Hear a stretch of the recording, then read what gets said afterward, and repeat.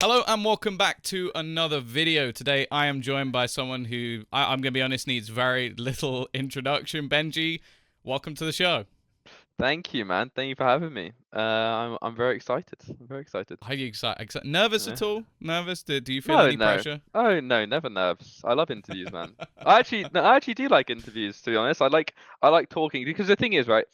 I like when I was younger, I was very like introverted, but now like with the experience I've had through gaming, it's made me like to talk a lot, and also especially about gaming because I know a lot about it, so I just enjoy talking about it. So yeah, no, I'm excited, man. No nerves, So, no nerves. moving on to the maths quiz I've prepared for you over Oh the night. yeah, maths. Bro, give me any bro. Okay, especially geography. Oh my god, you don't even like seriously. Like if you were to give me a blank map, right, and you try to tell me which countries are where.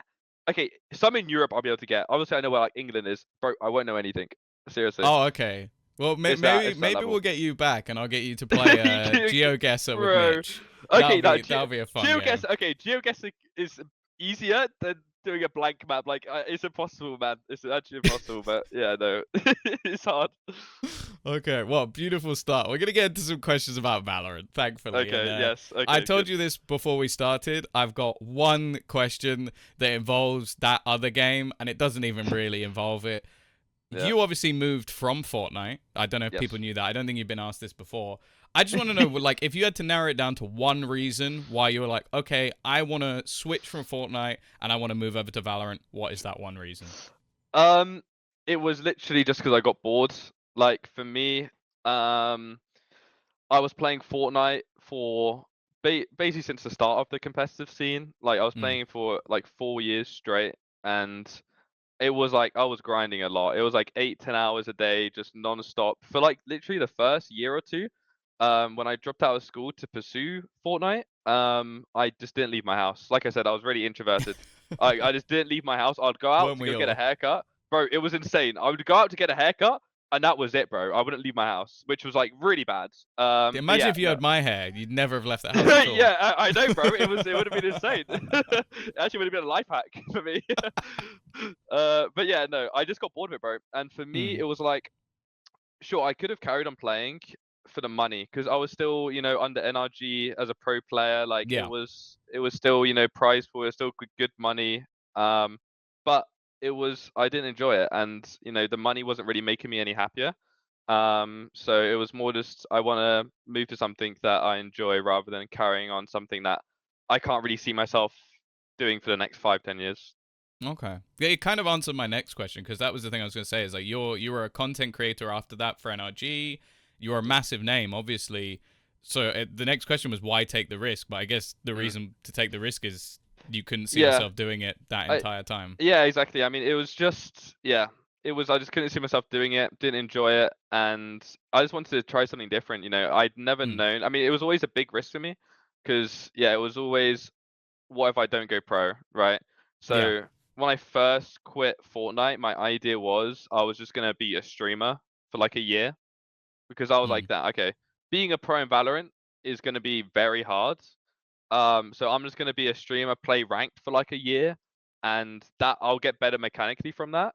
Yeah. And then eventually try to go into like the tier two, tier three scene. But happened a lot quicker than that. So I mean, I guess I guess it paid off. Well, it's the funny thing because one of the things I was going to ask you is I think many people, when you did switch, be it because of ability from Fortnite or be it because of the clout side of things, many thought that you would walk straight into a tier one team. Like they were like, okay, this Mm. guy's just going to go straight in, someone will give him an offer. Was there anybody reaching out to you at that point when you first sort of stepped into Valorant that went, oh, actually, we want this kid already? I mean, no tier one offers. I feel like it would be kind of dumb for a Mm, franchise team to offer me because I was nowhere near good enough. There was maybe one or two like VCL, like Spain or Italy teams that okay. offered me, if I remember, but I didn't take them because for me it was like I don't want to go into a tier two team when I'm not experienced at all. Like I don't want to just go into a tier two team and it wouldn't have been like a sick team, right? It wouldn't have been a sick team. Like it was just gonna be some average team. Sure, I would have got experience, but for me, I wanted to kind of work my way up. Yeah. So joining a tier two team instantly wasn't really something I was interested in. for me, it was always just like I want to start off tier 3, get experience there, see how good I am, and then kind of move up. Okay. Well, speaking of the teams you did end up joining, I mentioned it a moment ago, and you Yeah, had something there. You were on a team yeah, called yeah. Dragon Slayers. It was a Yes, Dragon majority Slayers. Dutch team. How did Yes. that come about? So yes, initially, because yeah, you said it, I didn't recognize the name, but it was initially called Sudowoodoos after the Pokemon. Um, Okay. it then changed into Dragon Slayers because of copyright issues. But Ah, okay. yes, so yeah, I got messaged by a guy called Nikiri who used to be a Fortnite player, Mm. and this was maybe a month into me swapping or something, and it was like, "Yo, we're playing in the VRC Netherlands, or like the Dutch one. I forgot exactly what it's called, but I think it was Benelux. Was that? Benelux, yes, Benelux, VRC Benelux. And he was like, I think they got second last year, and then he was saying there's only one really other good team in the team, and he was saying we can Okay. easily get top 2 and qualify for a LAN. I was like, and I was kind of debating. I was like, okay, well, I've only been playing for a month. My initial goal was to play for a year, like just ranked streaming. And I was like, okay, well, I've kind of got this opportunity now to go to the tier 3 scene and just see how good I am. So I was like, yeah, why not, bro? Like, I'm a competitive person. I love esports. I love competing. So it was Mm. kind of, I decided to join them and just start scrimming with them. And that's how that came about. We did pretty good, to be fair. I mean, we got second in the league. The team that beat us was Sector One Wings program. Who they had, probably the most notable person was Flickless, who is in, I think, UCAM now, which is Okay. VCL Spain. He's really good. But yeah, no, it was a really good experience. I went to like 2 lands with him, which were my first Valorant lands. Um, and yeah, no, it was a great. I think it was good to start off there rather than joining a tier 2 team, because I could kind of gauge how good I was. And when I was playing against these other tier 3 teams, and sometimes once a week would scrim like a tier 1 team, like Guild or something at the time. Yeah. Um, I would still do good. I would, if the thing is, in Did you that team, outfrag Bonker? That's the did I question I have. outfrog Bunker? I do not remember, but in one of my first, I think it's my first ever. No, it wasn't my first. It was my second ever highlight video. There's a clip of me basically 1v5ing them, but I had to blur the Oh, names. I had to blur the names, but yeah, I don't think I've never told anyone that clip is so against was that Guild. that would have been was that the Draken, Yassine, It Leo, was. It had. Bonker, It was. I and think they were Safe? doing. Safe, yeah. Yeah, it was. I think it was that team, I believe. Okay. Um, I'll have the clip somewhere about being blurred, but yeah, no, we had to blur it. But yeah, no, I could kind of realize that I was good enough, because yeah, if we were playing against a good team with that roster, like if I didn't like play super good against a good team, then we'd just lose. Okay. And um, I was playing duelist because I just wanted to entry, and I was probably yeah, I was better. I mean, I was the best mechanically on the team, so they kind of put me on duelist, and I was just like, yeah, go kill him. So I was just doing that for a while. So yeah, no, I could once I was doing good in a tier 2 scene, I was like, okay, I can easily go into tier 2 scene and we'll be fine, or I'll be Mm. fine. But yeah, and that's where you ended up next. Again, maybe not the route that we expected. Like there is a Polaris League. There's a UK league, by the way. Yeah, But you yeah, went to East and I joined did. a Czech team. And again, the Yes, only question I really have is how do these things happen? Because the yes. Dutch one, okay, it was the friend from Fortnite. How did you end up on a 4-man Czech team, which I can only assume changed language to play with you? Yes, they did. They were How is full. your They were full Czech? checking. Oh, my Czech is horrible. I know. I know. I met a few words, mainly like swear words after Okay. they're raging. But yeah, I was friends with Minnie, who at the time was playing with them, Okay. and I basically met him through ranked. Like literally, I would just queue, because obviously when you're radiant, you get in the same games as people. I got in Minnie's game a few times, and then I recognized him. I couldn't remember where from, but I realized that he was a Fortnite pro. And I was like, oh, okay. Like, okay, he played Fortnite. I was gonna add him. So I added him. We started doing, and then yeah, we just became friends. And then basically they lost some tournament. I think it was the VRL or something. Mm. The league, the season before, Yeah. and they wanted to make a roster change. And I was still in Sudowoodoos at the time, or Dragon Slayers, and I kind of just joked with him. I was like, because at the time they were like a pretty good VRL team. Like they had won VRL like a few seasons ago. Like they were pretty good. I was like, bro, just get me in. And he was like, yeah, sure. So he was like, yeah, sure. I mean, yeah, we could play. Because the thing is, he knew how good I was mechanically because we played ranked, Yeah. and he knew I was on the level. So then it wasn't really even a trial process. He kind of just like, okay, well, if you agree to sign, or if you agree to play with us, then you don't need a trial. We'll just say yeah. So then I was Okay. like, okay. I was like, okay, yeah. But then right after that, because I didn't want to sign a contract because I was like, okay, I'm already in a tier 2 scene this quickly. If I'm already tier 2 in like 2 months, how fast can I go tier 1? So I didn't sign a contract, even though I was playing about money, I was playing about, stuff like that. Um, I just didn't want to sign a contract, which they were fine with. But then the only problem with that was right after I said yes to signing or to playing with EP, Ascend hit me up and were like, "Yeah, we want to trial you. Oh, We no. want to trial you as a duelist." And I was like, "Damn. Okay. Well, I've just agreed to play with my friend Minnie in this team. I haven't signed a contract, so I'm not contractually obligated to play with them. So I did end up trialing with Ascend because it felt kind of dumb Mm. not to, and EP agreed as well. I mean, or the team agreed. Um, and yeah, I did the trial, and initially, Mr. MBS told me that I basically had the spot as duelist for Ascend. I was their number one priority. It was between me and Alive. Yeah. But Alive at the time couldn't decide whether he wanted to sign to Ascend or to Mouse. So yeah, I was the number one priority because I also wanted to join them. But then in the end, um, because of the rosters or like the what's it called, the rules in East where you have to have 3 East players in a team. Yeah. Basically we needed to find, if we wanted me as duelist, we needed to find an East IGL, and we couldn't find anyone. Like we tried, I think 2 different East IGLs, and we didn't really like anyone that we Well, tried. correct So me if I'm wrong as well. Wasn't one of the other options that Musashi could get his dual citizenship or yes, something? yes. I think Oh, I I've forgot heard about that that. one. Yeah. No, he could have got his dual citizenship, but yeah, I got the news that there was no chance of that happening in time. Hmm.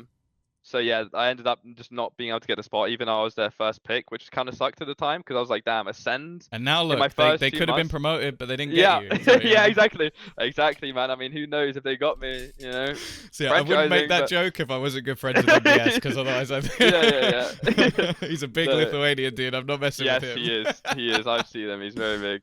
But no, it's yeah. When I got turned down, I was like really disappointed. Obviously, I still had the backup option of EP, Hmm. which was good. But yeah, no, it would have But been then you really had to cool. play against. Yeah, then I had to play against Ascend in the same league, which kind of sucked as well. But a good thing is we won our first game against them, and after that, I was like, yes, bro. I was gassed. It was, bro. We dominated them. I think it was our first game. It was either our first or our second, but we Hmm. destroyed them. It was on Fracture. We went up like 10-0, bro. We were absolute. Can I swear? Yeah. We were shitting on them so hard, bro. Literally, bro, it was so easy. I don't know what was happening, but our fracture was just really good for some reason. And yeah, we won like 13-3 or something. And after that, I was like, fuck yeah, thank fuck I didn't join Ascend. They're shit, man. Like, I was so happy. But like, yeah, okay. Oh, but the funny thing is, that was the only map we ever won against them. So yeah, no, it was an experience, but yeah, it was good, man. It was a roller coaster for sure, that league. So, in general, obviously the VCLs or challengers or whatever you want to call it is a fairly big topic right now.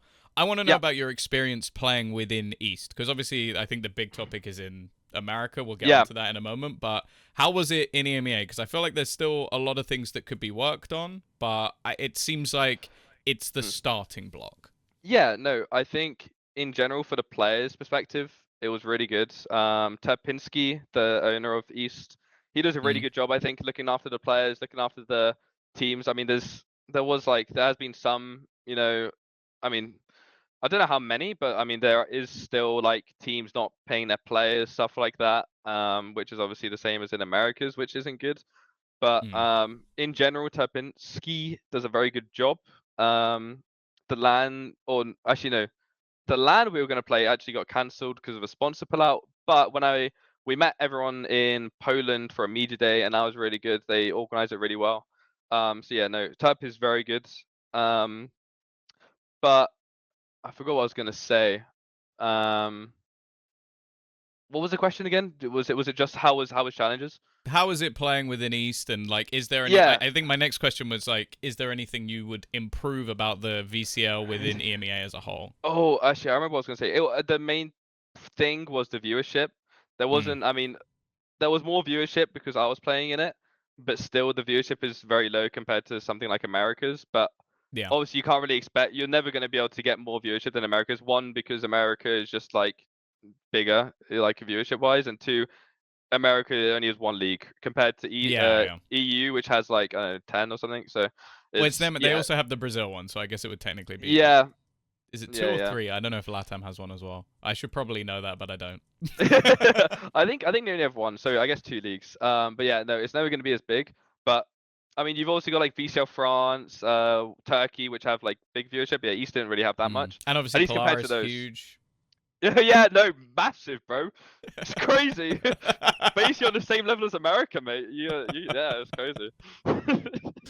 So I also wanted to get your thoughts on obviously everything going on. It is the hot topic at the moment with everything going on with the promotion, and obviously some people saying the players should get the spot for like making it into the league. You've got Yeah. some people saying the second place should get it. I wanted to grab your thoughts on that as well. Um, from my perspective, it would feel wrong from my POV to let M8 was it M80 or no M8's Yeah, EU M80 to let M80 play.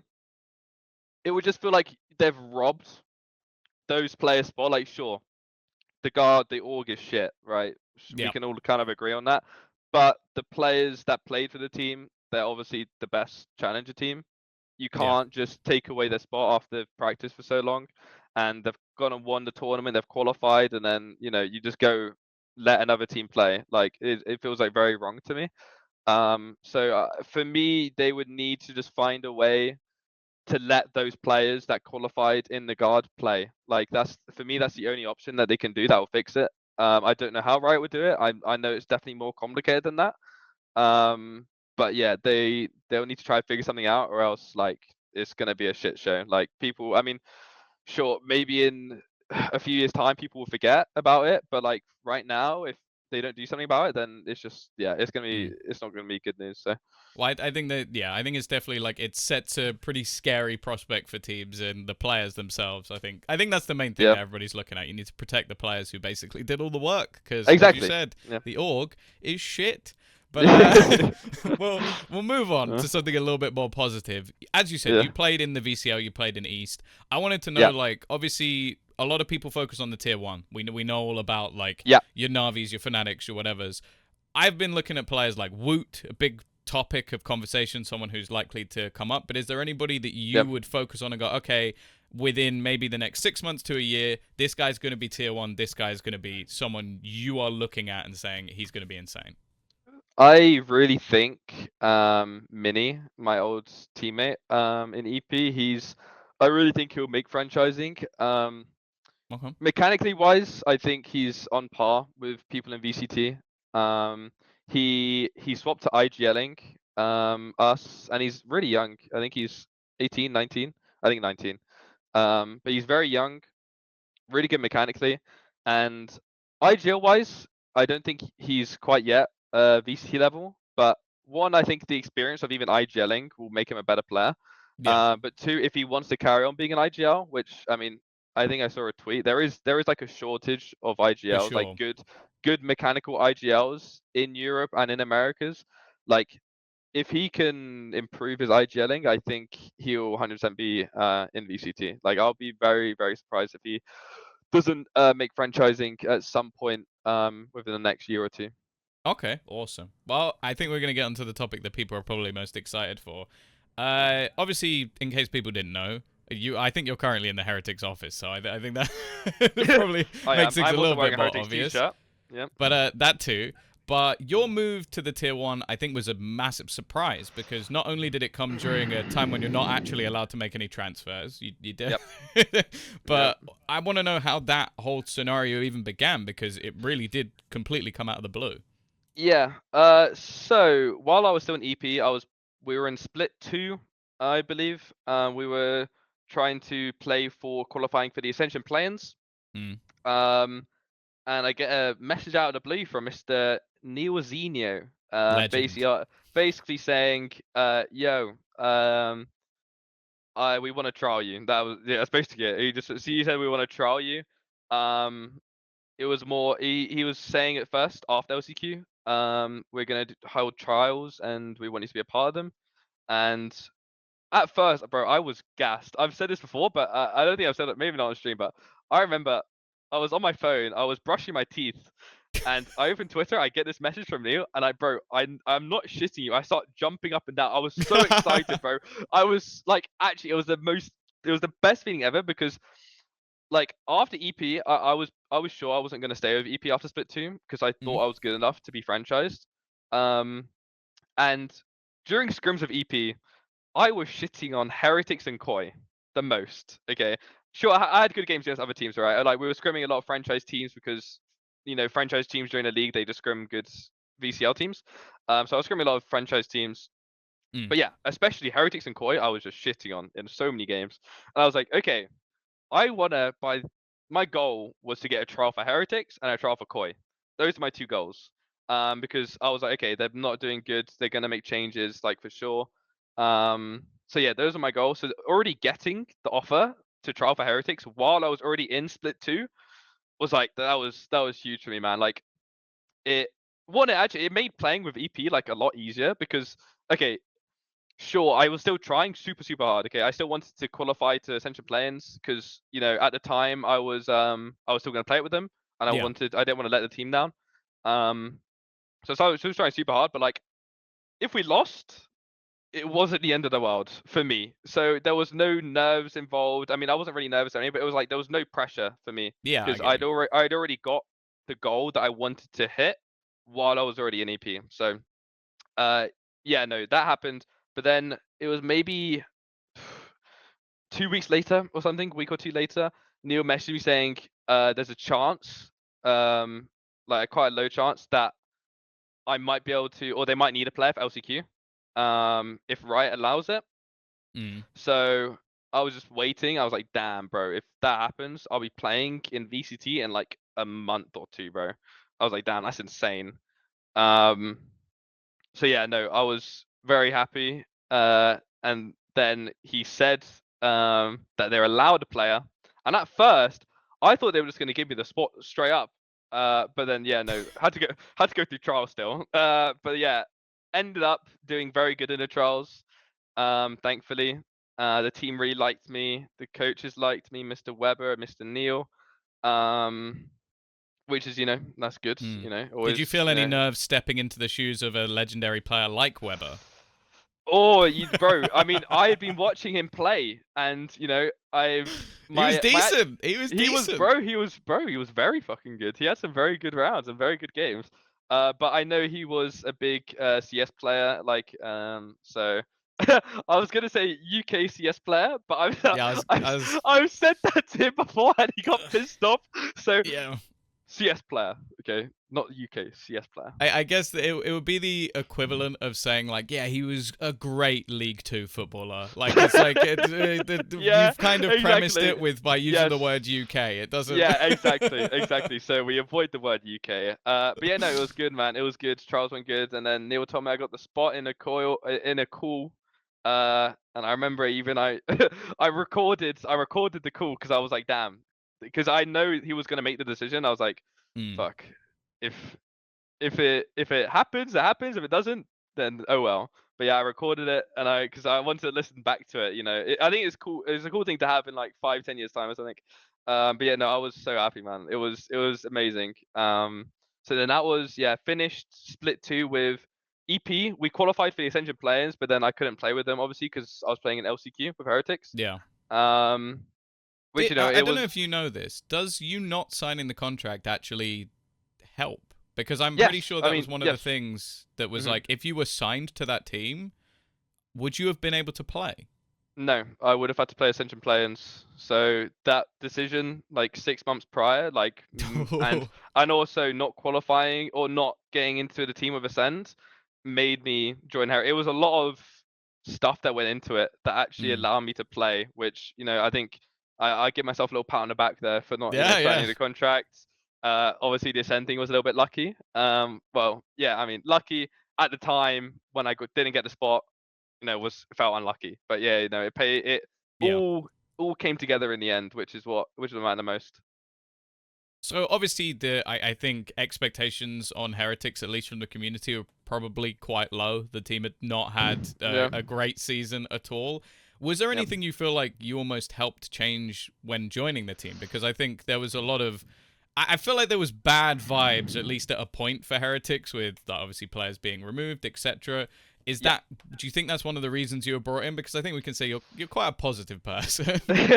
Appreciate it, bro. Yeah, no, I mean, yeah, for sure. I mean, I think the atmosphere of the team, from what I've heard, because obviously I wasn't in the team before, didn't know Yeah. exactly what it was like. I've heard things, not good things, So yeah, no, I think it's safe to say that the atmosphere was a lot better with me being there. I think also getting a new player in, it kind of just motivates other people as well, especially after you've had a really bad season.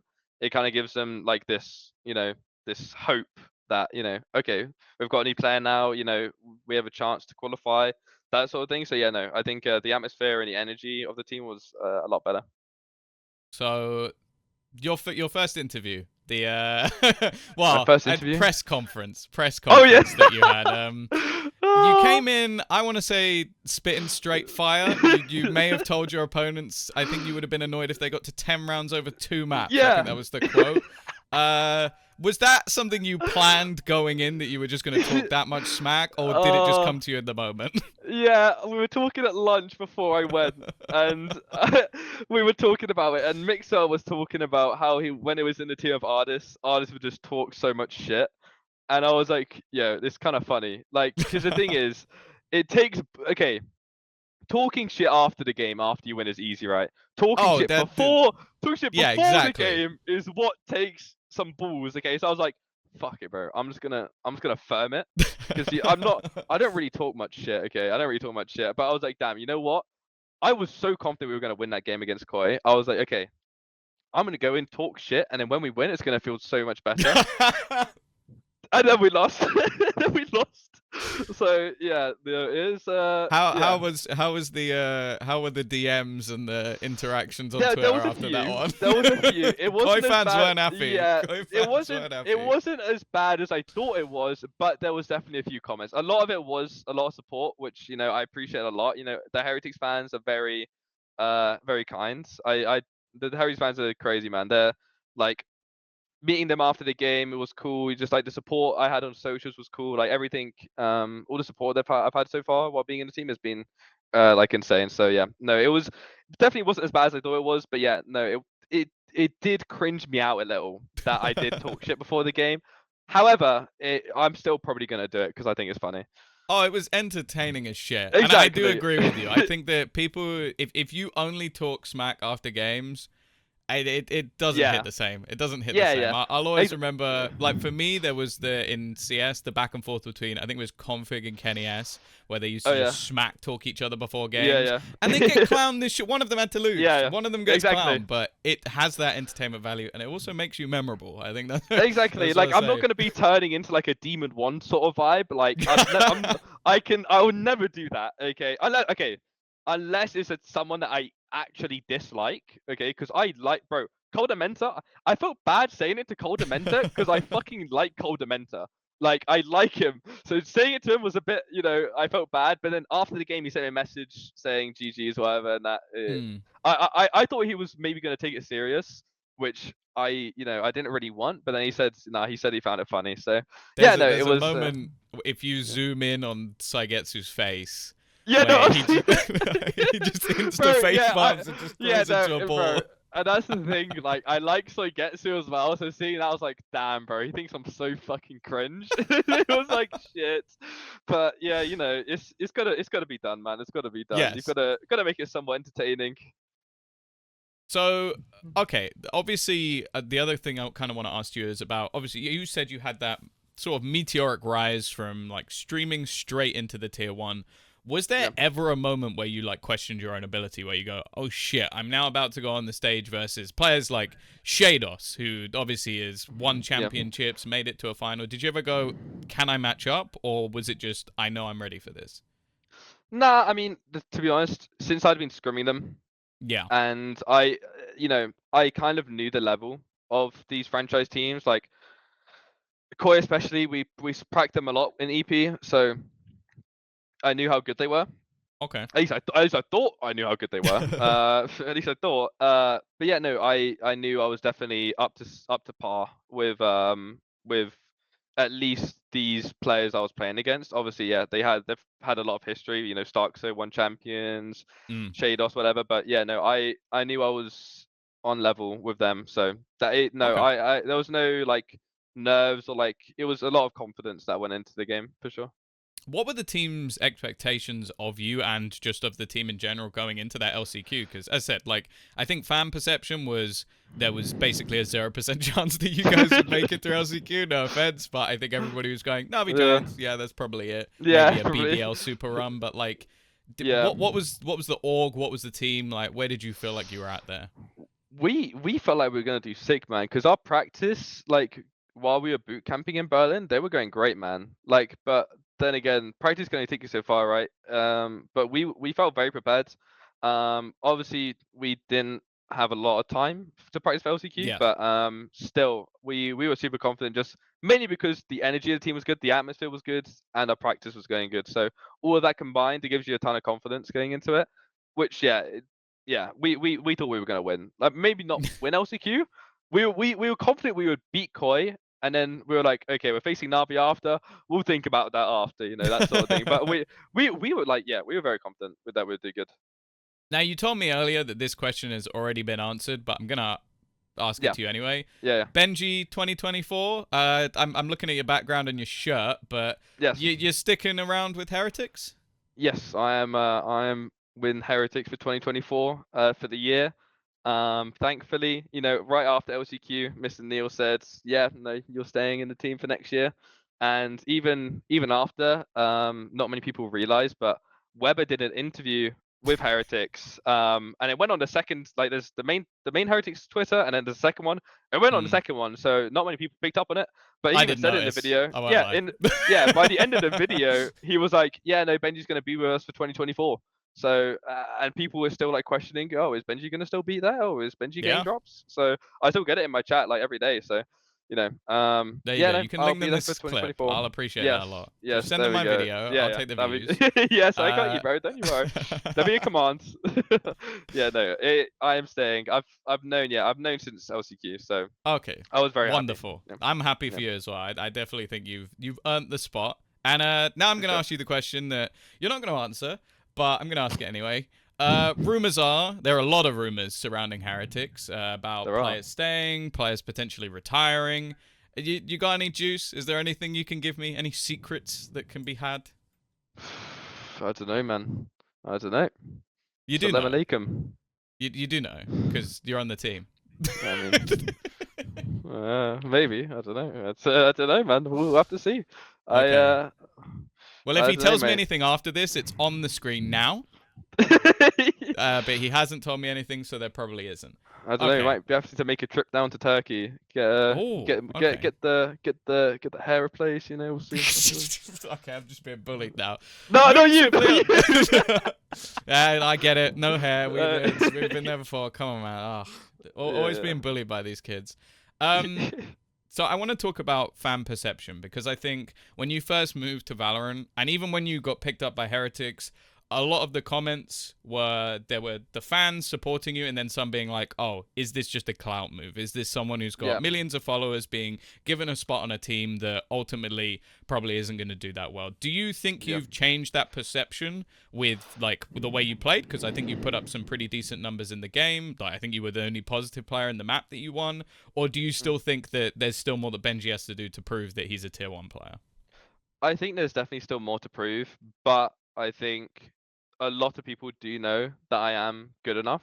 Okay. I think there is a lot of people, but when I first signed, that was a big like thing for me. I was like, okay, no diss to Shroud, but it was like, okay, are they just putting like a Shroud sort of move with Sentinels? Where okay, I mean Shroud was still good, but obviously they weren't. It is that sort of thing, right? Yeah, I get you. But yeah, no, I that was on my mind a lot, but the perception was good, and people seemed to know I was good. So I think they, when people realize I was signing, they look up what I've done in Valorant. They saw I came second twice in EP. I was doing good. I got rookie of the split. So yeah, no, I think people realized, and after the first game that we played in LCQ, even though we lost, yeah, I still think I played good. So I think people will realize, and if they haven't, they'll realize very soon. So yeah, no, There we it'll go. be Fighting talk. yeah, So no, it'll I've be got it'll be good, yeah. just a couple more questions. So we've got. I want to say you've kind of achieved a lot for someone who's 19 years old in esports. What keeps you hungry to continue to compete? Because as you said, like you could have been a streamer. I don't think there's any doubt that you could stream every day. You'd comfortably make all the money you could ever need with the sponsorships. What makes you want to compete? Um, I just want to win, man. Like for me, the goal is like just to be the best player in Valorant. I want people to, when they're talking about the best people in Valorant, to mention me. And Mm, I just want to be there, man. I want people to know as me of the goat, as the goat. Which, yes, it's a long way away. Okay, mm, I'm not saying this is gonna happen in the next 6 months. This is like a long term thing for me. My short term goal was to get into franchising. My long term is I want to be the best in the world of Valorant. So for me, like when I have goals like that, I had the same thing in Fortnite. Like I'm not gonna stop until like I'm there. And yeah, for me. I just get motivated by improvement. I love improving and just playing every day and practicing and scrimming and noticing myself do stuff better. Um, yeah, that's what gives me like the short term motivation, I think. Because sometimes it's hard playing every single day, so many hours. But at the end, it all pays off. mm. Like watching these international events like Tokyo and Lock In and all these tournaments.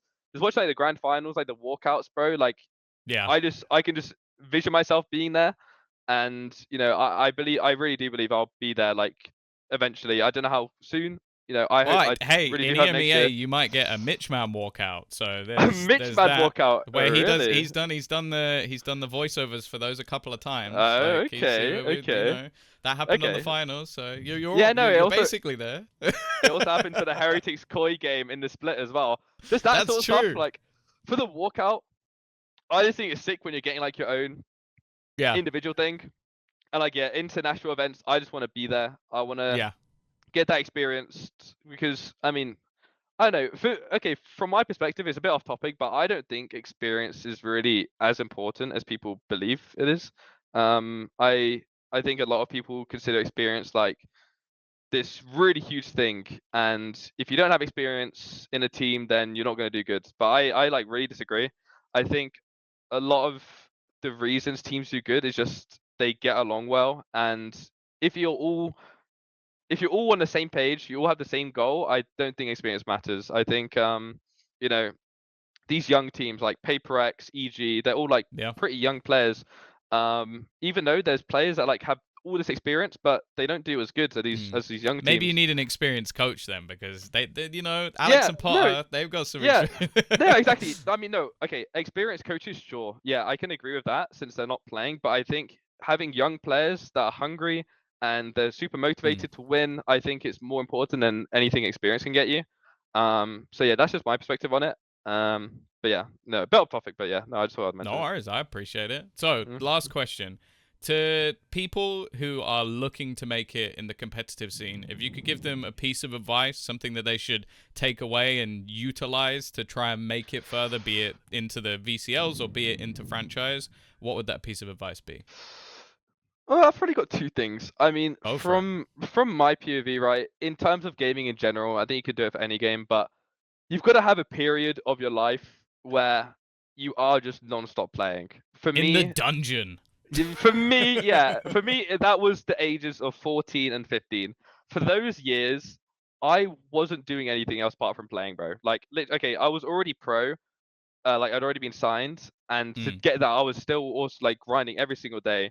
But there's got to be a period of your life where you are just grinding, and bro, I was unhealthy, bro. I was doing whatever it took to be the best, and I feel like I think most pro players would have gone through a period like that, whether it's a few months, mm, 6 months, a year, um, that they just non-stop played. So if you're actually being realistic about going pro, you've got to have a period like that where you are just, non-stop playing.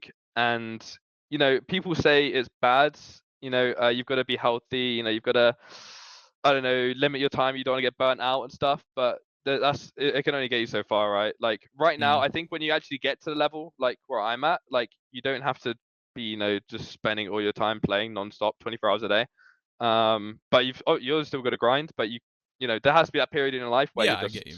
you're so committed and there's nothing else that you want to do. And yeah, I think that's super important. I think most pros have gone for it. But my other tip would be to play ranked. I think if you're being realistic about being pro, yeah, no, that's the same with most people. Yeah, I mean, if you're not in a team, okay, this is me being realistic, right? If you're not a Mortal Plus, a Mortal 3 Radiant, it's it's quite unlikely you're going to go pro, right? That's just how it is. You need Mm. to be good enough mechanically to be on par with these top players.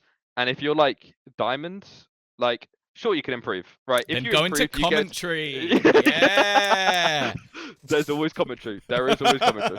That is true. But I mean, if you're diamond, I'm not saying you can't hit radiant, you can't hit Mortal 3, but you need to be at that high level Mm.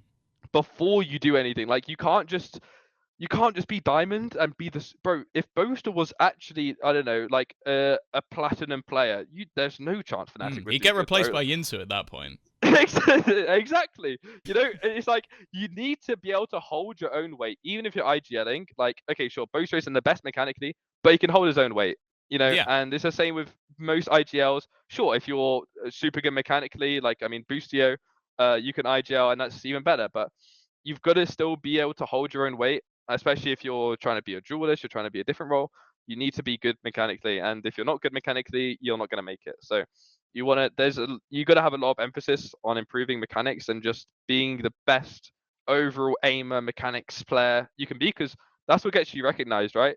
Mm. Um, that's what gets you recognized. But then on top of that, once you're an insane aimer, insane mechanics, you've also got to have the personality for it. You've got to have the mentality for it, because you can just be a dickhead. If you're a dickhead, you're not going to get anywhere. Like that's just how it is.